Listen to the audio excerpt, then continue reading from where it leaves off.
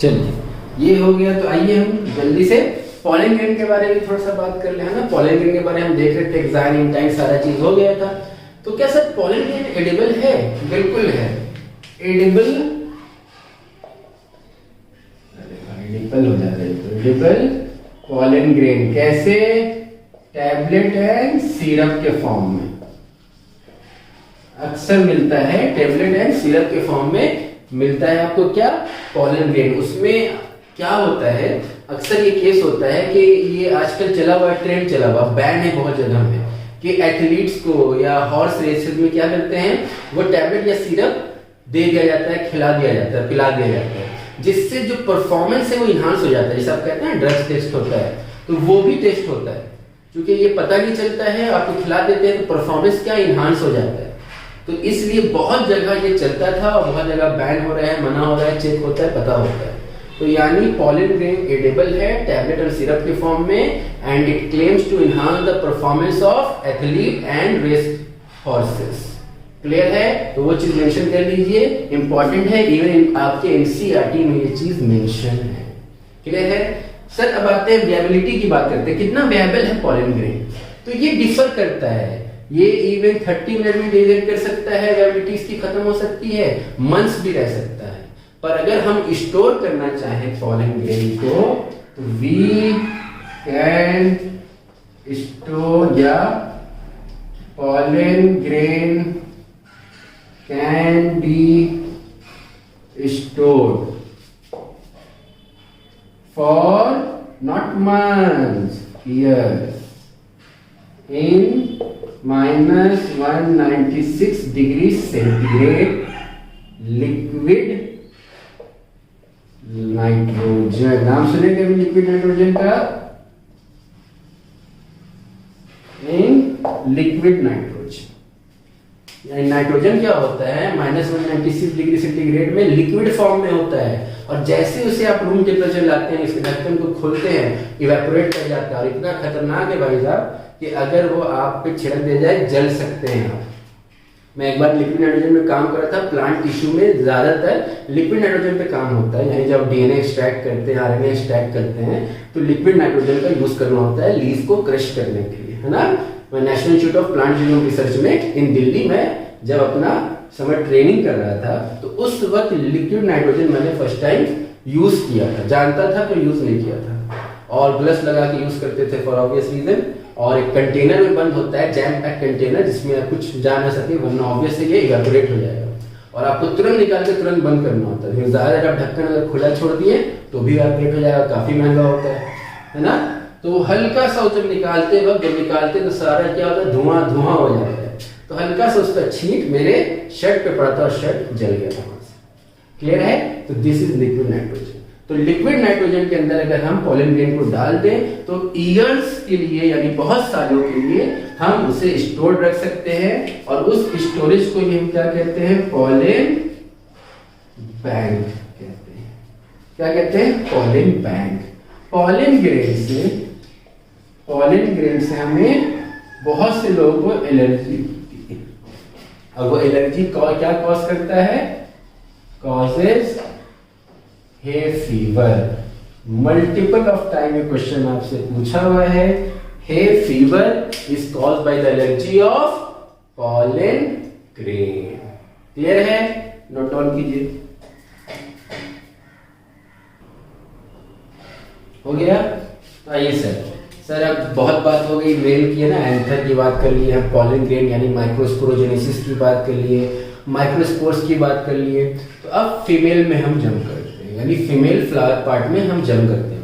तो अभी तक हमने क्या देखा था? तो सर हमने अभी तक देखा कि फ्लावर क्या होता है, कंप्लीट फ्लावर क्या होता है, इनकम्प्लीट फ्लावर क्या होता है ना, होल क्या होते हैं, मेन होल क्या है, एक्सेसरी होल क्या है, और आपके बाकी चीजों में हमने देखा फिर टेट्रास्पोरेंजिएट थे, ये सारी चीजें थी। एक मिनट, सॉरी, हाँ, तो टेट्रास्पोरेंजिएट, टेट्राड, फिर टेट्राड में क्या बन रहा था हमारा, लीनियर शेप था, डेकुसेट शेप था, है ना, आपके आइसोबाइलेटरल थे, टेट्राहेड्रल थे, काफी शेप थे। ये सारी चीज को हमें समझना है। अच्छा, एक पार्ट जो हम टेपेटम की बात कर रहे थे, तो सर टेपेटम में क्या था कि न्यूट्रिशन प्रोवाइड कर रहा है, इनर मोस्ट लेयर है, स्पोरोपोलिन सीक्रेट करता है, ठीक है। स्पोरोपोलिन इज हार्डेस्ट सब्सटेंस, ठीक है, मोस्ट रेजिस्टेंट सब्सटेंस। अब क्या होगा कि सर जब इतना मोस्ट रेजिस्टेंट सब्सटेंस है तो फिर डेसेट कैसे करता है ना, मैच्योर में फिर पॉलन ग्रेन निकलते कैसे मैच्योर होने के बाद। तो जब पॉलन ग्रेन मैच्योर होता है तो टेपेटम वॉल क्या होता है आपका, वेबल नहीं रहता है। क्लियर है, इस बात को याद रखिएगा। अब आते हैं हम गाइनेशियम की तरफ, यानी ओव्यूल की तरफ। ओव्यूल को हम देखेंगे, ठीक है। ओव्यूल ही सबसे मेन पार्ट है। ओवरी के अंदर क्या था बताया, तो ओव्यूल था, वहीं पे सारा प्रोसेस होने वाला है, यानी सेक्सुअल रिप्रोडक्शन पॉलिनेशन के थ्रू होने वाला है, ठीक। इवन आपने मॉर्फोलॉजी में पढ़ा होगा, नहीं पढ़ा, हम फिर से देखेंगे। क्या होगा कि सर अगर हम स्ट्रक्चर ऑफ ओव्यूल देखें,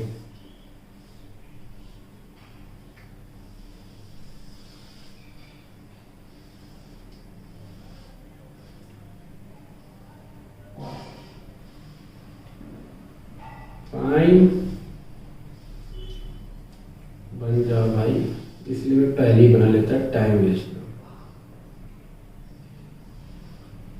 फाइन, ओके, आइए, ये हमें दिख रहा है डायग्राम, इसको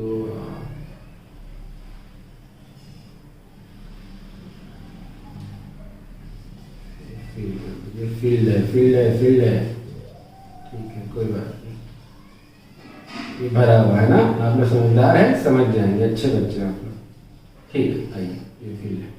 अब अगर हम देखें, ये हमारे ओव्यूल यानी फीमेल प्लांट, हमारे मतलब प्लांट के ओव्यूल का स्ट्रक्चर होता है, ठीक। अब इसमें हमें क्या दिख रहा है सर, पहले ये चीज दिख रहा है, ये जो निकला हुआ हमारा, दैट इज फ्यूनिकल टाइप, इसी इसका नाम ही होता है फ्यूनिकल। इसका नाम क्या होता है, फ्यूनिकल होता है। फिर इससे जो ये स्ट्रक्चर अराइज कर रहा है, this part, it is called as raphe. क्या कहते हैं, रैफा या रैफी। जो सबसे आउटर मोस्ट में स्ट्रक्चर है, इसे हम कहते हैं चलाजा, चलाजा, ठीक। ये जो स्ट्रक्चर है, डायग्राम में आपको काफी बड़ा लग रहा है, अदरवाइज काफी स्मॉल पोर होता है, काफी स्मॉल पोर होता है, पोर लाइक स्ट्रक्चर, इतना स्पेस होता है।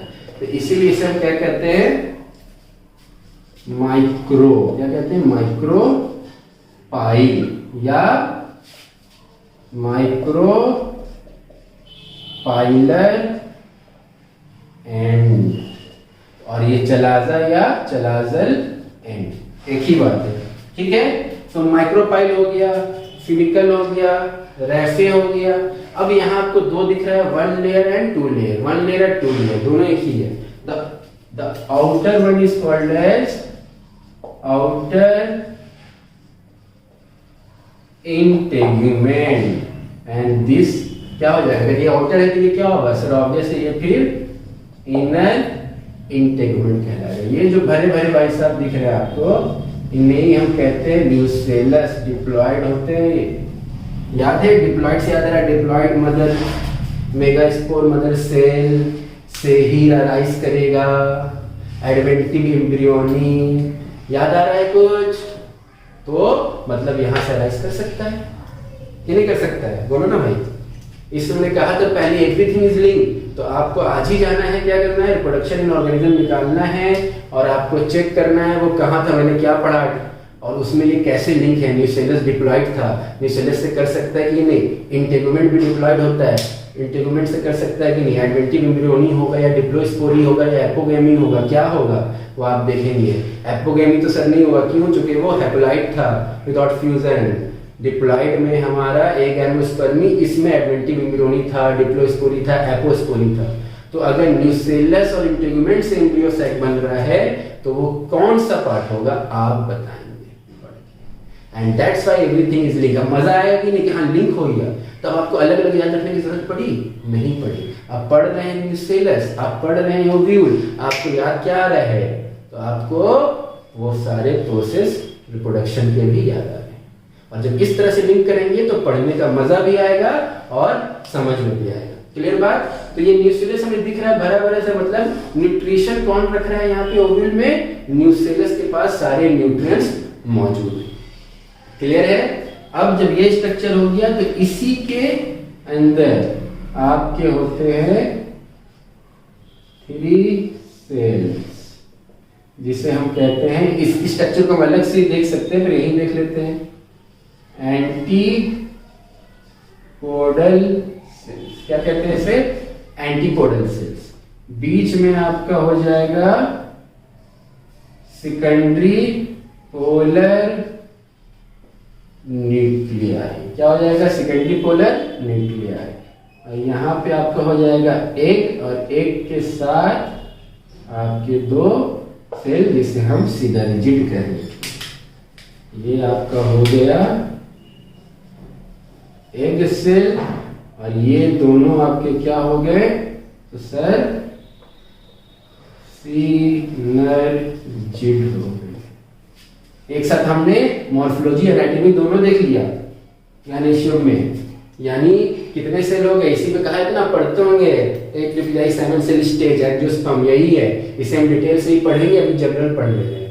तो ये एंटीपोडल सेल क्यों कह रहे हैं इसे? क्योंकि ये एग सेल की ऑपोजिट है। ऑपोजिट मतलब एंटी है, इसलिए एंटीपोडल सेल। तो एंटीपोडल सेल किसके साइड है? चलाज़ल एंड के साइड है। एग किसके साइड है? तो एग सेल सिनर्जिड के साइड है, सॉरी, एग जो है माइक्रोपाइल के साइड। क्लियर है? इसे लिखिए। अब इसे लिखने से पहले रुक जाइए, यहीं पर समझा दे। डायग्राम बना के दिखाने में क्या मजा है, जो ऐसे ही समझने में मजा है। और देखते हैं कैसे। अब ये हमें दिख रहा है इस तरह से, है ना? ऐसे है, ध्यान से देखना है। तो ये जो पार्ट है हमारा, ये क्या हो गया? माइक्रोपाइलर एंड हो गया, पक्की बात। ये क्या हो गया? चलाज़ल एंड हो गया। ये जो आ रहा है ये क्या हो गया? रैफे हो गया। और ये क्या है हमारा? फ्यूनिकल हो गया। सही बात है कि नहीं भाई? एकदम सही बात। तो ये हो गया फ्यूनिकल, माइक्रोपाइलर, चलाज़ल, रैफे। ठीक। और ये जो बाहर दिख रहा है ये हमारा आउटर इंटीग्यूमेंट, इनर इंटीग्यूमेंट। ठीक। तो ये नेसेसरी नहीं है कि ओव्यूल सारा ऐसे ही शेप का होता हो, उसमें ये सारी चीज होते होंगे, पर शेप ऐसी हो जरूरी नहीं है। अगर ऐसा शेप है तो उसे हम क्या कहते हैं? एनाट्रोपस। क्या कहते हैं? एनाट्रोपस, यानी 180 डिग्री। ठीक। अब इसे अगर वैसे उठा दे, ठीक, हाफ उठा दिया, इस तरह से शेप कर दिया, यानी अब किधर आ गया? माइक्रोपाइल इधर, चलाज़ल और माइक्रोपाइल स्टेट स्टेट ऐसे हो गए, है ना? और फ्यूनिकल और ये ऐसे स्टेट हो गए। तो इसे हम क्या कह देंगे? आधा उठाए, आधा मतलब हाफ। तो ऐसे था एनाट्रोपस, ऐसे क्या हो गया? हेमीट्रोपस, 90 डिग्री। सर हम पूरा उठाना चाहते हैं, ऐसे करना चाहते हैं। अब चलाज़ा नीचे आ गया, माइक्रोपाइल ऊपर चला गया, फ्यूनिकल ये तो नीचे था ही। अब ये पूरा उठा लिए, 180 डिग्री से घुमा के हम इधर उधर उल्टा उठा दिया, तो क्या हो गया सर? ऑर्थोट्रोपस। ऑर्थो हेमी एना, ऑर्थो हेमी एना। बात समझ में है ना? हाँ। अब सर हम चाहते हैं, तो मेरा हाथ ऐसे जाएगा नहीं भाई, पूरा 360 घुमा देगा। यानी क्या होगा? जब पूरे 360 घुमाएंगे तो इसका स्ट्रक्चर कैसा हो जाएगा? पूरा इस तरह से घूम के, इस तरह से जब आएगा तो यहाँ पे आपका घूम के माइक्रोपाइल इस तरह आ जाएगा। पूरा 360 जब हम घुमा लिए तो माइक्रोपाइल अंदर घुस गया। यहाँ तो ओपन था ना रास्ता, यहाँ ओपन नहीं है, ये तो अंदर आ गया। चलाज़ा इधर आ गया, ये माइक्रोपाइल आ गया, पूरा उल्टा घूम गया कि नहीं? आप एज्यूम कर सकते हैं। तो दिस इज 360। और जब 360 घुमा लेते हैं तो उसे क्या कहते हैं? सर सिनोट्रोपस कहते हैं। अब सबसे बताओ भाई, इसको डायग्राम बनाने की जरूरत है क्या? बोलो ना भाई, डायग्राम बनाने की जरूरत है क्या? चलो मैं खाली लिखा देता हूं, है ना? चलो इसे लिखो पहले। चलिए लिख लिए, चलिए नाम लिख लेते हैं हम लोग, ना? तो सर सबसे पहले हमने क्या देखा था? ऑर्थोट्रोपस। ये आपके टाइप्स ऑफ ओव्यूल हो जाएंगे, है ना? ऑर्थोट्रोपस। क्या था ऑर्थोट्रोपस? सर ऐसे था ऑर्थोट्रोपस, है ना? यानी अगर हम बहुत रफ डायग्राम बनाएं तो इस तरह से आपका क्या हो गया? ऑर्थोट्रोपस। माइक्रोपाइलर एंड ये हो गया, चलाज़ल एंड यहाँ आ गया। क्लियर है? अब ऑर्थोट्रोपस हमें क्या करना है? Half, 90 degree. तो अगर हम 90 डिग्री पे ले जाएं तो हेमीट्रोपस। कैसे? सर हमने क्या किया? इसे इस तरह से घुमा दिया। क्लियर है? तो इन इफेक्ट डायग्राम बनाना। अब आइए, अब 90 डिग्री से 180 डिग्री, मतलब और 90 और घुमाना। तो जब हम ये घुमाया हमने 90 डिग्री, इसे हमें बनाना है एनाट्रोपस 180 डिग्री। ठीक है, तो क्या होगा सर, पूरा अंदर नीचे आ जाएगा, नहीं जो डायग्राम हमने पहले बनाया वो डायग्राम हो जाएगा। क्लियर बात? अब पूरा उल्टा घुमा दीजिए, उसका डायग्राम पहले बना, दोबारा नहीं बना होगा। अब वो क्या था सर, सिनोट्रोपस 360 डिग्री रोटेशन। क्लियर बात कि नहीं बात? लिख लीजिए।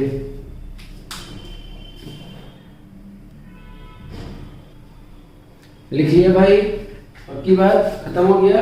अच्छा, अब आइए सर, आपने कहा कि ये ओव्यूल है, उसमें एंटीपोडल सेल थे, एग सेल था, एग के पास ही मेल गैमेट आएगा, यानी पॉलन ग्रेन आएगा, यानी माइक्रोस्पोर आएंगे, है ना। तो आने के कुछ रास्ते होंगे कि सर, जैसे हमारे पास माइक्रोपाइल है, हमारे पास चलाजा है, हमारे पास इंटेगुमेंट है, तो हो सकता है सर जब मेल गैमीट आए वो चलाजा के थ्रू आ जाए। हो सकता है सर सॉरी, हो सकता है सर कि माइक्रोपाइल से, चूंकि वो तो ऑफिस इतना अच्छा रास्ता है, पोर बना हुआ है, रास्ते ही आने के लिए उससे आ जाए। हो सकता है सर कि आउटर या इनर इंटेगुमेंट, यानी इंटेगुमेंट के थ्रू आए। यानी इन जनरल 3 रास्ते हैं आने के लिए मेल गैमेट के इन फीमेल बॉडी। तो क्या है, entry of male gamete in female body यानी ओव्यूल। पहला पोरोगैमी।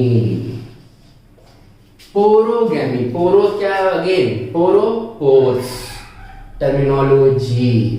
पोरो पोर्स, गैमी गैमिट्स, यानी गैमिट्स कहां से आ रहे हैं, पोर्स से आ रहे हैं। पोर्स कौन था हमारा, माइक्रोपाइल था, यानी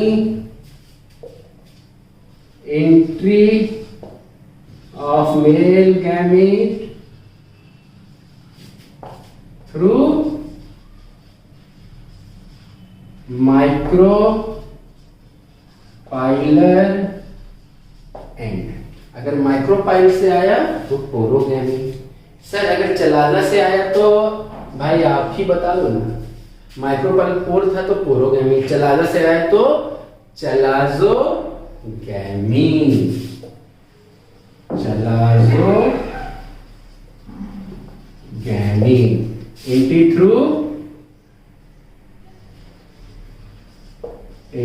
थ्रू चलाजा या चलाजल एंड। अब आएगा मुद्दा, इस सर इंटेगुमेंट से आया तो क्या इंटेगुमेंटोगैमी कहेंगे, क्या कहेंगे खुद सोचो। अब ध्यान से देखो, ये था हमारा चलाजा, चलाजोगैमी, पोर से आया पोरोगैमी। इन दोनों के बीच में क्या है, इंटेगुमेंट है। यहाँ पे है माइक्रोपाइल, यहाँ पे है चलाजा, बीच में क्या है, इंटेगुमेंट। बीच वाले को क्या कहते हैं, मेजो कहते हैं। पकड़ लिया आपने, तो that is mesogamy. Entry through integument. Clear है, नोट डाउन कीजिए। हो गया, चलिए आगे बढ़ते हैं। सही लग रहा है, समझ में आ रही सारी चीजें, कोई दिक्कत नहीं, कोई डाउट नहीं। चीजें एकदम साफ होनी चाहिए, क्लियर होनी चाहिए, है ना। मैं पढ़ा रहा हूं, डाउट एक भी नहीं होना चाहिए, एकदम बिंदास पूछना। आइए अब हमें देखना है डेवलपमेंट ऑफ एम्ब्रियो, मेल कैसे डेवलप करता है, माइक्रोस्पोर कैसे, मेगास्पोर कैसे। फिर इस चैप्टर में हमें आगे देखना है सर पॉलिनेशन होगा, है ना। बहुत आसान, बहुत मजेदार और बहुत मार्क्स दिलाने वाला टॉपिक है, यानी आपके लिए सोने पे सुहागा है वो। उससे पहले, डेवलपमेंट से पहले, सारी चीज से पहले एक चीज जो रह गई थी पॉलन ग्रेन के बारे, यानी मेल गैमेट्स के बारे। चूंकि अब मेल और फीमेल गैमेट ही बचा है, उनके डेवलपमेंट, एम्ब्रियो का डेवलपमेंट, और कुछ नहीं बचा इस टॉपिक में, है ना। तो हम जो डेवलपमेंट देखेंगे उसमें हमें ये देखना है कि सर इतना ज्यादा स्पोरोपोलिन इतना रेजिस्टेंट होता है, तो फिर ये पॉलन ग्रेन बाहर कैसे आता है? सही बात है कि नहीं है कि सर इतना रेजिस्टेंट है, तो पॉलन ग्रेन, ये आपने स्ट्रक्चर बनाया था, है ना, रफ स्ट्रक्चर है, सही बात, ठीक। अब यहाँ पे पॉलन ग्रेन है, ये बाहर कैसे आ रहा है? तो ये दिख रहा है कि सर यहाँ तो स्पोरोपोलिन होगा, यहाँ स्पोरोपोलिन होगा, यहाँ स्पोरोपोलिन, यहाँ स्पोरोपोलिन, यहाँ स्पोरोपोलिन। क्यों? क्योंकि ये आउटर लेयर एग्जाइन है, स्पोरोपोलिन से बना होता है। लेकिन ये जो गैप दिख रहा है आपको, इस गैप को हम क्या कहते हैं? इस गैप को हम कहते हैं जर्म पोर्स। क्या कहते हैं? जर्म पोर्स कहते हैं। Germ pores has no sporopollenin, इनके पास स्पोरोपोलिन नहीं होता है, यानी इंटाइन का part, inner part of pollen grain, जब पॉलन ग्रेन को मैच्योर करना होगा, बाहर लेके आना होगा, तो किसके थ्रू लेके आएगा? जर्म पोर्स के थ्रू। अगेन इंपॉर्टेंट क्वेश्चन, कि पॉलन ग्रेन कैसे बाहर आते हैं? Through germ pores. Germ pores क्या होते हैं? वो गैप होते हैं बिटवीन स्पोरोपोलिन यानी आउटर लेयर, और उसमें स्पोरोपोलिन नहीं होता है, इसीलिए रिएक्शंस में आसानी होती है। बाहर कैसे आते हैं जर्म पोर के थ्रू? तो थ्रू पॉलन ट्यूब फॉर्मेशन करते हैं, ट्यूब लाइक फॉर्मेशन करके आते हैं, थ्रू पॉलन ट्यूब, है ना। जर्म पोर से पॉलन ट्यूब के थ्रू वो अंदर में मैच्योर होके आते हैं। क्लियर बात है? कोई डाउट नहीं? ठीक है। फिर हमने देखा है सर पॉलन ग्रेन से एलर्जी होती है, हे फीवर होता है ना, और खाने में यूज किया जाता है टैबलेट और सिरप के थ्रू, ठीक है। परफॉर्मेंस इनहांस कर देता है पॉलन ग्रेन, ठीक है, ये सारी बातें ठीक है। एक चीज होता है जिसे हम कहते हैं पॉलन किट। क्या कहते हैं? Pollen kit. देखिए पॉलिनेशन बहुत तरह से होते हैं, हमें ऑफिस में पॉलिनेशन कोई चीज पढ़नी है, थ्रू वाटर हो सकता है, विंड हो सकता है ना, इंसेक्ट्स हो सकते हैं, है ना, बर्ड्स हो सकते हैं। तो जो पॉलन किट होता है, स्पेशली हम जब इंसेक्ट के थ्रू पॉलिनेशन हो, किसके थ्रू? पॉलिनेशन थ्रू इंसेक्ट्स, है ना, इंसेक्ट के थ्रू जिसे पॉलिनेशन होता है, उस पॉलन ग्रेन के outer covering has oily layer called as pollen kitt. यानी स्पेशली इंसेक्ट के थ्रू जब पॉलिनेशन होगा, तो वैसे प्लांट के फ्लावर में, पॉलन ग्रेन के कवरिंग में, पॉलन सैक में क्या होगा सर? लेयर जो है थोड़ा ऑयली होगा, और उस पूरे लेयर को हम क्या कह रहे हैं? पॉलन किट कह रहे हैं। क्योंकि किट क्या होता है? क्रिकेट खेलने जाते हैं, कुछ भी खेलने जाते हैं, तो एक एथलीट के पास किट होता है, उस किट में सारा सामान होता है। तो पॉलन किट में क्या होगा? सारे पॉलन ग्रेन्स होंगे, है ना। अब आउटर कवरिंग कैसा है? आपका ऑयली है। ऑयली क्यों है सर? आप सोच सकते हैं कि ये हो रहा है थ्रू इंसेक्ट, और जब इंसेक्ट के थ्रू हो रहा है तो इंसेक्ट आएगा, बैठेगा जब तक नहीं, और जब ऑयली होगा थोड़ा चिपकेगा, उस पे सरफेस पे चिपक जाएगा इंसेक्ट, है ना। और जब इंसेक्ट चिपकेगा तो पॉलन ग्रेन की आसानी है पॉलिनेशन होने के लिए कि भाई थोड़ी देर बैठिए, अब जब पॉलन लेके आए हैं हमें दीजिए, पॉलिनेशन कराइए हमारा। बात समझ में आ रही कि नहीं? तो वो ऑयली सरफेस क्यों है? स्टिकनेस के लिए, तो इंसेक्ट आए वो चिपक जाए। क्लियर है ये चीज? और उसे हम क्या कह रहे हैं? उस ऑयली लेयर को हम पॉलन किट कह रहे हैं। क्लियर बात है? पक्की बात? तो आज क्लास के लिए इतना ही। नेक्स्ट क्लास पे हम अब इसके आगे देखेंगे, यानी हम देखेंगे कि एम्ब्रियो का डेवलपमेंट कैसे हो रहा है, माइक्रोस्पोर टेट्राड फॉर्मेशन कैसे हो रहे हैं, कैसे हमने देख तो लिया पोरोगमी, चिलाजोगमी, मेसोगमी क्या है, लेकिन अंदर जाके कैसे वो डेवलप कर रहा है। और इसमें सबसे इंपॉर्टेंट जो चीज आती है डबल फर्टिलाइजेशन, ट्रिपल फ्यूजन, ये टर्म आपने सुना होगा, वो क्या है, कैसे हो रहा है, इन सारी चीजों को हमें देखना है नेक्स्ट क्लास में। तो इन्हें जो हम देखेंगे तो ये सेक्शुअल रिप्रोडक्शन है। इससे जब हम ह्यूमन रिप्रोडक्शन पढ़ेंगे जो हमारा नेक्स्ट चैप्टर है, तो हम कोरिलेट करेंगे। याद रखिए बिल्कुल कोरिलेट है। कैसे सर, आपने टेपेटम कहा कि टेपेटम में क्या है, जब पॉलन ग्रेन मैच्योर होता है तो टेपेटम के लेयर वॉल हट जाते हैं, है ना। ठीक उसी तरह जैसे एक बेबी यानी फीटस ग्रो करता है तो प्लासेंटा क्या है, खत्म हो जाता है। जब ग्रो करता होता है तो प्लासेंटल लेयर होता है, उसी से न्यूट्रिशन मिलता है कि नहीं मिलता है। यहाँ टेपेटम न्यूट्रिशन दे रहा है, वहां प्लासेंटा न्यूट्रिशन दे रहा है। जैसे ही फीटस बड़ा हो गया, 4-5 मंथ से ज्यादा हो गया, न्यूट्रिशन की अब जरूरत, अब काम हो गया उसका, तो प्लासेंटल लेयर क्या है, फिर डिसेड करने लगते हैं। यहाँ टेपेटम डिसेड करने लगते हैं। रिलेटेड है कि नहीं है, दिमाग खुला, बत्ती जली।